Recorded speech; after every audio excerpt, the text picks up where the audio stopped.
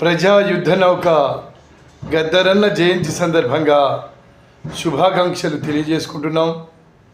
గద్దరన్న పాటతో ఆటతో ఈ ప్రపంచాన్ని ఉర్రూతలూగించి ఆయన బాటలో వెలుగురేఖల్ని నింపినటువంటి మహనీయుడు.